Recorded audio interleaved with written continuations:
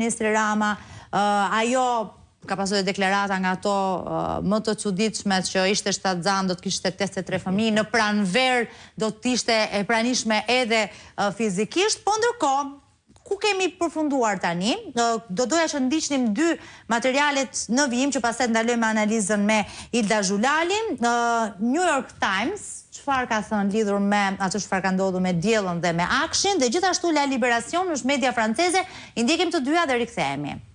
Një raport i nëntorit nga zyrtar të BE-s tha se Shqipëria kishte shfaqur disa përparime, por korrupsioni mbetet i përhapur në sektor të ndjeshëm. Raporti vlerësoi një njësi speciale prokurimi, e ngritur në 2019 për rezultate pozitive në luftën kundër korrupsionit të nivelit të lartë. Kjo përfshin edhe një hetim në Agjencinë Kombëtare të Informacionit, vetë organizatën qeveritare që krijoi diellën. Muajin e kaluar, prokurorët në njësinë speciale hetimore njoftuan se kishin vendosur drejtoreshën e agjencisë dhe zëvendësin e saj në arrest shtëpi, duke lidhur me një organizatë kriminale të akuzuar për manipulim të aplikimeve të tenderave përmes intimidimit. Agjencia menaxhon infrastrukturën digjitale të qeverisë dhe ka kontroll mbi shumë sisteme publike online, përfshirë diellën. Rasti kundër zonjës Balluku për keq menaxhim të fondeve shtetërore në projekte infrastrukturore të mëdha është bërë një dhimbje koke politike për zotin Rama, i cili po përballet me kërkesa që ajo të lirohet nga imuniteti që gëzon si antare e parlamentit në mënyrë që të vazhdojnë akuzat kundër saj. Ajo ka çdo shkelje. Zoti Rama nuk pranoi të komentoj kur u pyet nëse mbështeste heqjen e imunitetit të saj, as nuk pranoi të diskutonte për opozitën politike, e cila është rritur me shtimin e akuzave për korrupsion dhe që muajin e kaluar bëri që protestuesi të armatosur me bombë zjarri të kërkonin dorëheqjen e qeverisë së tij.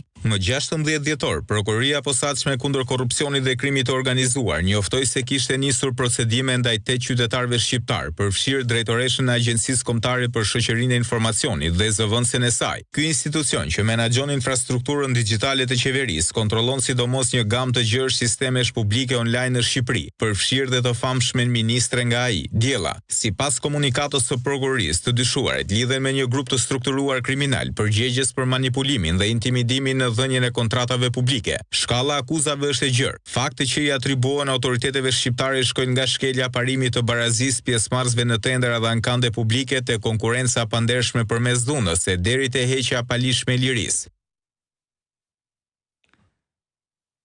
Përveç këtyre, Ilda, dhe Huffington Post, dhe mund ta ndjekim vetëm me pamje, ka pasur gjithashtu një shkrim po për të njëjtën çështje kur